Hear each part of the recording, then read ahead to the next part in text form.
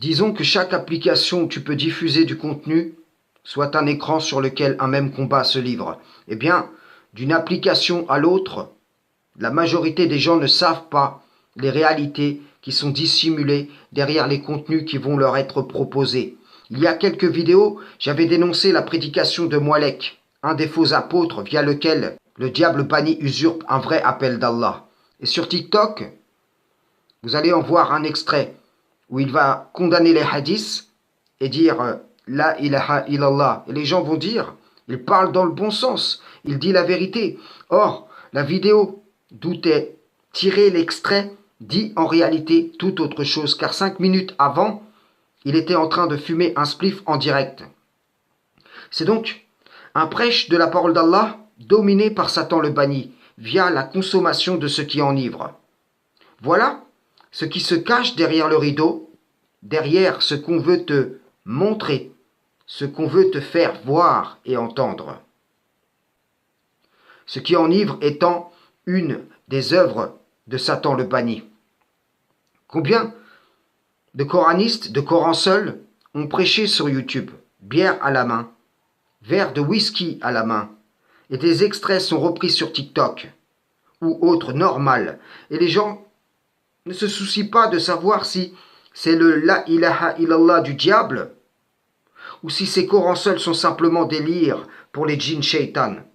Je vous le dis, les auteurs de ces choses, s'ils savaient les dégâts réels qu'ont causés, que causent et que causeront leurs actions, ils n'auraient jamais agi de la sorte, et vous n'auriez jamais relayé leur contenu, car ni eux, ni vous ne voudriez être chargés de la part du fardeau des conséquences qui en découlent. Pareillement, des extraits trompeurs d'une prétendue parole commune entre Ismaël et Israël tournent sur TikTok. Et la majeure partie des gens qui voient cela se disent « c'est une bonne chose ». Mais la réalité derrière cette vidéo, c'est un sunnite du nom d'Abou Denner qui avoue lui-même sur YouTube être du nombre des possédés. Et Rav Dinovitz, qui en live avant était en train de se moquer du Messie d'Israël. La réalité, c'est que le diable banni chapeaute cette prétendue parole commune entre des adhérents à des idéologies qu'il domine. En l'occurrence ici, le sunnisme pour Abou Denner et le judaïsme pour Rav Dinovitz. Donc, ce n'est pas une parole commune posée sur les bases de la prescription divine, mais une parole commune qui arrange le diable banni, qui a juré de rendre sa conjecture vraie à l'égard du maximum des enfants d'Adam. La véritable parole commune exigerait que l'adhérent au judaïsme et au christianisme embrasse l'islam, et non qu'ils s'arrangent l'un et l'autre en toute hypocrisie devant Allah pour pouvoir trouver une paix factice en cette présente vie. Qui veut entendre cela?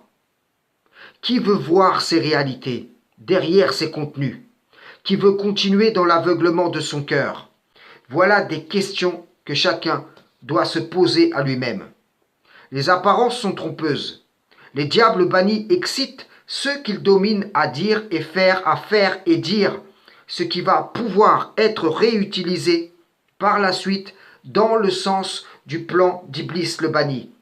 Si vous n'êtes pas attentif, vous risquez d'être de ceux qui relaient les nouvelles des pervers et qui vont nuire en définitif à beaucoup de gens. Frères et sœurs en islam, salam, shalom.